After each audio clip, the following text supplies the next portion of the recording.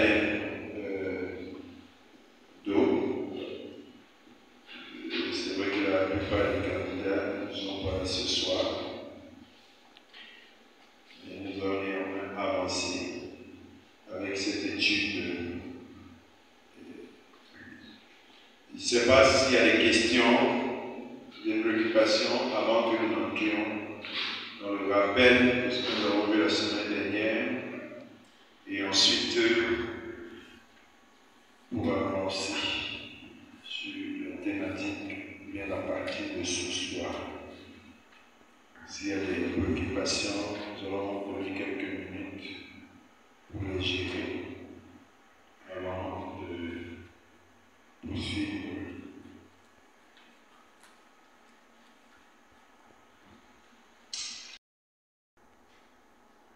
Les 10 points. C'est vrai que vous avez déjà vu d'autres points avant cette semaine-là. Nous étions revenus à propos. Et le premier point, nous avions dit que le baptême, c'est un ordre. C'est un ordre qui a été donné. Et qui dit ordre dit que nous devons donc obéir. C'est un ordre. Nous avons lu Matthieu 28, verset 19, qui dit « Allez, faites de toutes les nations des disciples, les baptisant au nom du Père, du Fils et du Saint-Esprit. » Donc c'était un ordre. Allez. Donc baptiser est un ordre. Et en deuxième lieu, nous avons dit que le baptême est lié à notre salut, mais ne sauve pas. Nous avons lu dans Marc 16, chapitre verset 16, qui nous disait « Celui qui croira et qui sera baptisé sera sauvé. Mais celui qui ne croira pas sera condamné. » Donc, croyance plus baptême égale sauvé. Donc, c'est lié à notre salut. Et en troisième lieu, nous avons vu que c'était un engagement devant Dieu. C'était un engagement devant Dieu, c'était une prise de responsabilité, un engagement devant le Créateur du ciel et de la terre. Nous avons inspiré de 1 Pierre 3, verset 21, qui nous dit « Cette eau, parlant ici du déluge, préfigurait le baptême qui sauve. Vous aussi, non parce qu'il vous laverait de toutes les souillures du corps, mais parce que vous vous y engagez en toute bonne conscience envers Dieu. » Amen. Donc le baptême est un engagement devant Dieu. Non seulement donc devant Dieu, mais aussi devant les hommes et devant l'Église. Amen. C'est un engagement devant Dieu, devant les hommes ou devant une Église. Qu'est-ce que je dis? C'est un engagement devant Dieu, et non devant une Église, et non devant un homme, mais devant Dieu. Par contre, c'est un triple témoignage devant les anges de Dieu, devant Dieu et devant le monde. Amen. C'est un engagement envers Dieu, mais c'est un triple témoignage devant Dieu et les anges, devant le monde, devant Satan aussi. Nous avions pris l'image du mariage, parce que les deux notions sont très proches. C'est pourquoi le mariage ne se fait pas en secret. Amen. On a besoin des témoins. Même des opposants, ils doivent venir témoigner. Amen. Ils doivent témoigner. Donc le baptême ne se fait pas en cachette. Il doit y avoir des témoins. Cinquième importance, c'était une séparation avec la vie mondaine et ses convoitises. À l'image de la séparation d'Israël de l'Égypte au travers d'un passage dans la mer Rouge. Amen. C'est cette image de la séparation, une rupture avec la vie mondaine et ses convoitises. Exemple de Exode 14, dont nous parlons.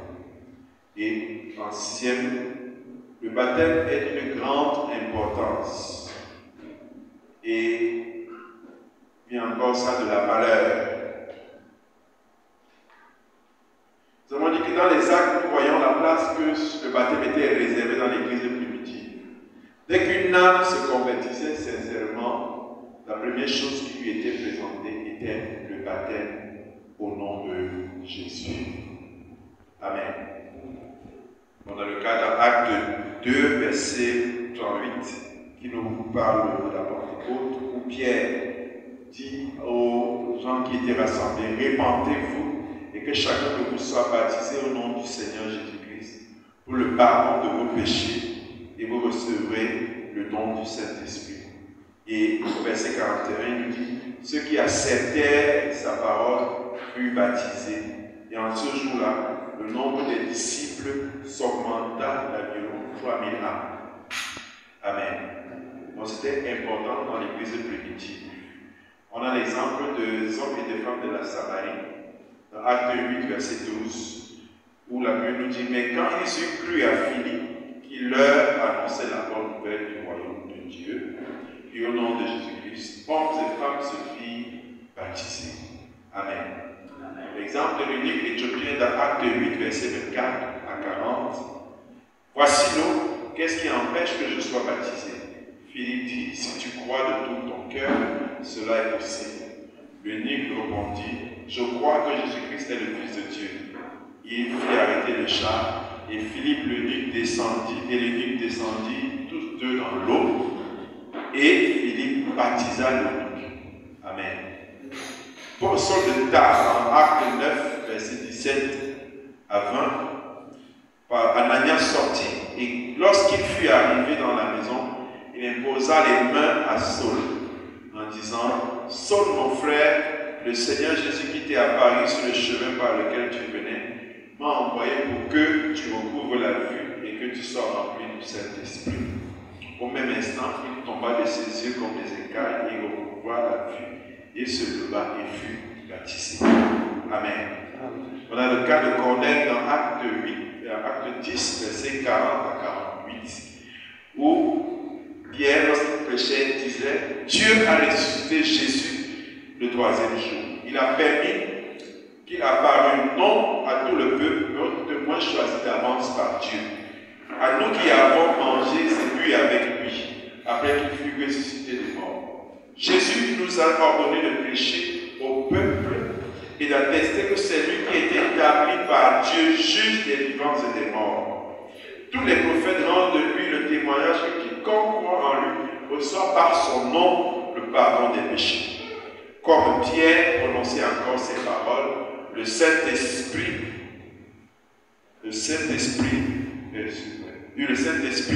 descendu sur tous ceux qui écoutaient la parole. Et tous les fidèles circoncis qui étaient venus avec Pierre furent étonnés de ce que le don du Saint-Esprit était aussi répandu sur les païens. Car ils les entendaient parler en langue et glorifier Dieu. Alors Pierre dit, peut-on refuser de l'eau de baptême à ceux qui ont reçu le Saint-Esprit aussi bien que nous? Il ordonna qu'ils puissent baptiser au nom du Seigneur Jésus. Amen. On voit ici que le baptême n'a pas tardé. C'était d'un rôle important, d'une valeur importante, si vous voulez, dans l'église primitive. On a encore des exemples. Lydie, dans Actes chapitre 16, verset 15. Lorsqu'elle eut été baptisée avec sa famille, et ainsi de suite, vous pouvez continuer le texte. Vous avez le cas des Corinthiens dans Acte 8, verset 18. Cependant, Crispus, le chef de la synagogue, crut au Seigneur avec toute sa famille, et plusieurs Corinthiens qui avaient entendu Paul crurent aussi et furent baptisés. Amen. Donc, c'est attaché à la vie chrétienne, c'est attaché à la marche de l'église primitive. Et également, nous avons les Éphésiens. Nous avons vu le cas des Éphésiens dans Acte 19, verset 2. Pendant qu'Apollos était à Corinthe, Paul, après avoir parcouru les hautes provinces de l'Asie, arriva à Éphèse. Ayant rencontré quelques disciples, il leur dit, avez-vous reçu le Saint-Esprit quand vous avez cru? Il lui répondit, nous n'avons pas entendu dire qu'il y ait un Saint-Esprit. Il dit, de quel baptême avez-vous donc été baptisés? Ils répondit, du baptême de Jean. Alors Paul dit, Jean a baptisé du baptême de repentance, disant au peuple de croire en celui qui venait après lui, c'est-à-dire en Jésus. Sur ces paroles, il fut baptisé au nom du Seigneur Jésus. Lorsque Paul leur eut imposé les mains, le Saint-Esprit vint sur eux, et ils parlaient en langue et prophétisaient. Ils étaient environ 12 hommes. Amen. Donc, nous avons donc vu que pour les apôtres, le baptême était au nom de Jésus. Et c'était important, lorsque Paul a rencontré ces deux autres hommes, de les baptiser au nom de Jésus-Christ. Parce que bien sûr, il y avait un baptême, le baptême de Jean, qui baptisait au nom de celui qui viendrait après lui. Et quand Christ est venu, il a ouvert une nouvelle ère, et tous ceux qui ont été donc baptisés par les apôtres ont été baptisés au nom de Jésus. Amen. Donnant ainsi les preuves de leur foi en ce nom et en sa résurrection. Amen. Nous étions à la 6e raison. La 7e raison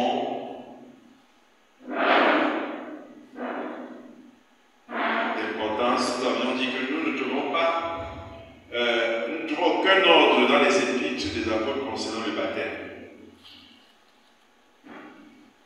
Simplement, c'était la preuve que Jésus n'avait plus besoin de bénédiction, n'a pas besoin d'épiloguer. Ça a déjà été dit par Jésus-Christ dans les évangiles. Et tous ceux qui sont venus dans les épîtres ont été. Amen. Donc, il n'y avait pas à épiloguer dessus. Donc, voilà un peu ce que nous sommes dit. Et 8e raison, c'est-à-dire que le baptême n'est pas un simple rite. Ce n'est pas un simple rite. Mais aussi, ce n'est pas quelque chose à laquelle on doit donner trop d'importance qu'il n'en faut. Elle a une importance que nous devons garder à sa juste mesure. Amen. Et c'est important de préciser, parce que je vous ai dit qu'il y a des gens qui pensent qu'on a déjà trop chassé un démon. Et pour finir avec le démon, il vaut mieux en baptiser la personne. Donc pour eux, c'est le coup final. On donne un mauvais esprit en se faisant baptiser. Non, le baptême à sa place. Nous ne donnons plus absolument pas les bêches qu'il n'a pas. En 9, nous avons vu que nous détruisons un argument souvent avancé qui dit que mes parents ont été de bons chrétiens sans avoir été baptisés, donc je dois faire autant. Donc c'est un argument faux. Le baptême détruit les argumentations comme celle-là. Le baptême est une affaire individuelle et elle est nécessaire.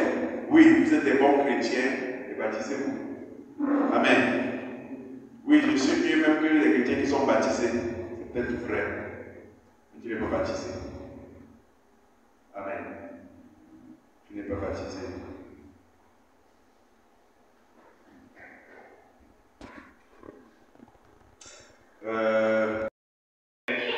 Baptisé. Amen.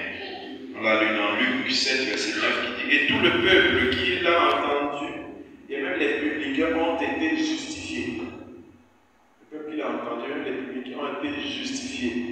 En se faisant baptiser du baptême de Jean.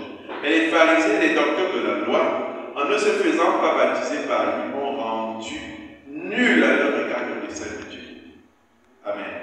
Le fait de ne pas se baptiser, afin que le baptême, le dessein que Dieu avait prévu pour leur vie, a été rendu nul. Amen. Donc voilà, rendu à nos rappels. Nous allons parler ce soir de la forme du baptême. Le pasteur avait déjà touché ça. Donc, je vais suivre ce qu'il avait déjà dit et ajouter quelques points. La forme du baptême. Alors, le baptême, le terme baptême vient du mot grec baptizo, qui signifie baptiser, ou encore plonger, immerger.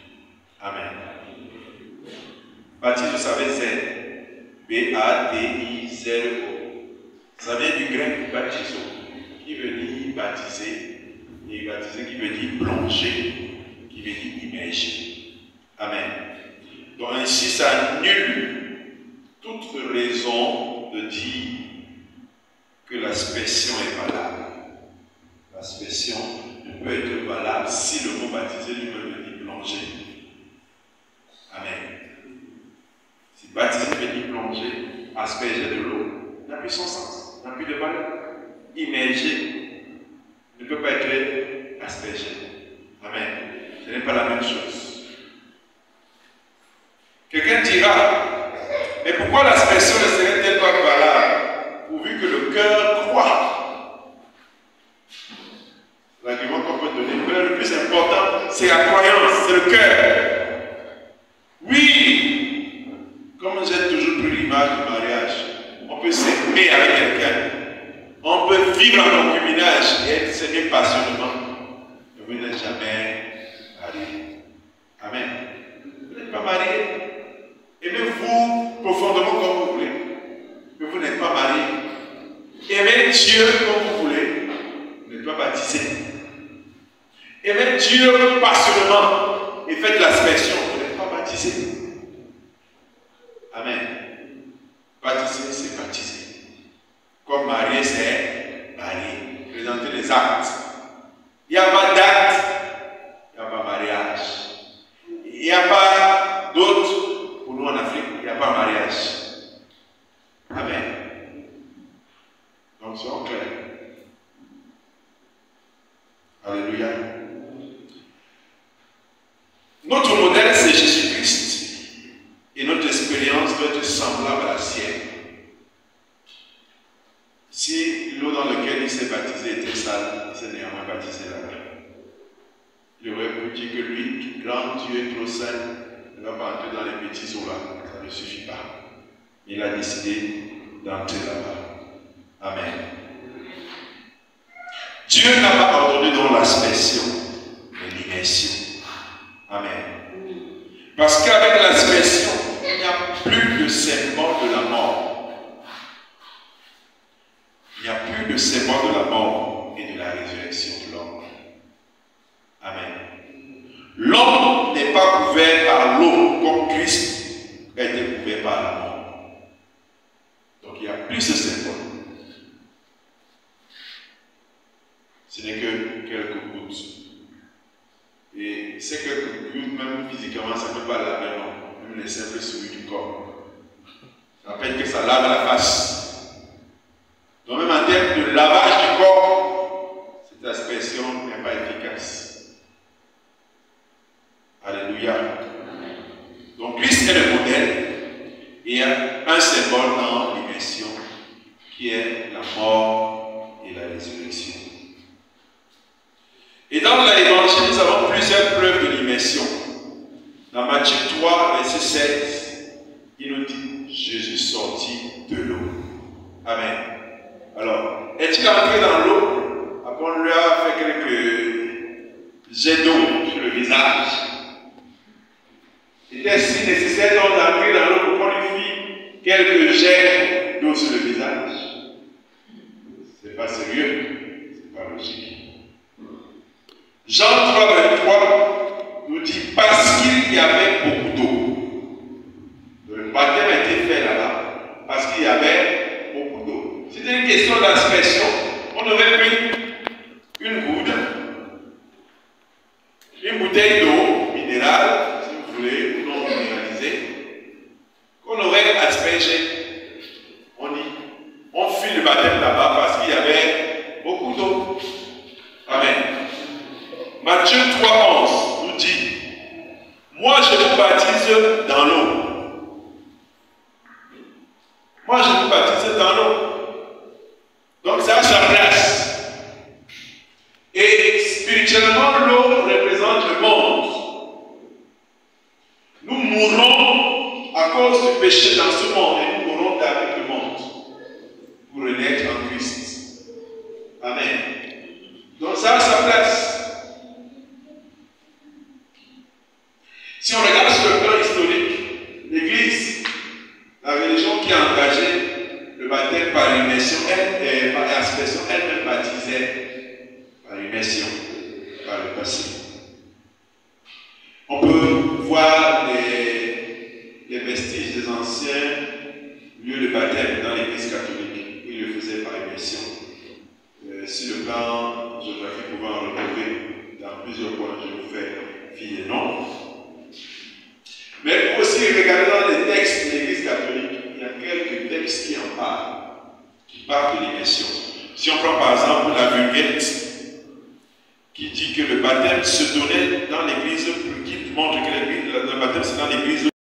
La Crampon, qui est toujours les versions catholiques, disent que le baptême se pratiquait à l'origine par immersion, ce qui était le symbole de l'ensevelissement, donc de mort. Et il précise, mais le catéchumène n'était plongé dans l'eau que pour ressortir aussitôt. Et l'immersion était la figure de la résurrection. Donc on te mettait dans l'eau, tu ressortais aussitôt. C'est ce que une de la version dit. La version Jérusalem dit également la plongée. C'est le sens étymologique du baptême, bien le baptiser. Par immersion dans l'eau, ensevelir le pécheur dans la mort du Christ, d'où il sort par la résurrection avec lui. Donc si l'immersion était utile, elle a été pratiquée dans l'Église catholique, même si ça a disparu aujourd'hui. Et on peut encore s'amuser à regarder les citations catholiques romaines. Si on prend un des livres qui est de J.B. Bouziette, Histoire des variations, au niveau de la page 15, quand on parle du baptême, il nous dit que le baptême fut institué en plongeant entièrement le corps. C'est ainsi que Jésus le reçut et le fit, donné par ses apôtres. Que l'Écriture ne connaît pas d'autre baptême que celui-là. Que l'Antiquité l'entendait et le pratiquait ainsi. Et que le mot même l'emporte, c'est-à-dire baptiser signifie plonger. Donc il y avait des débats. Et si on prend encore l'abbé Boulanger, qui écrit dans la doctrine catholique, volume 3 à la page 59, qui est utilisé dans les séminaires, l'immersion a été employée jusqu'au XIIe siècle. Et si on prend l'abbé Crampon, qui était un des traducteurs de la Bible, il a écrit dans Notes sur Romain, il dit, dès les premiers siècles, le baptême se conférait par immersion. Le catéchumène, c'est-à-dire le potentiel baptisé, était entièrement plongé dans l'eau, d'où il sortait aussitôt. Paul ne voit pas seulement dans ce double rite un signe extérieur de la mort, suivi de la sépulture et de la résurrection, sortie du sépulcre de Jésus-Christ, mais il y attache une signification plus intime. L'immersion, c'est la mort au péché. C'est le vieil homme, l'homme selon la nature qui disparaît sous les eaux et s'ensevelit comme dans un sépulcre. L'immersion, c'est la naissance de l'homme nouveau, l'homme régénéré par le Saint-Esprit. Ça, ce sont les textes. Et on poursuit encore. On prend le cas du cardinal Pulus.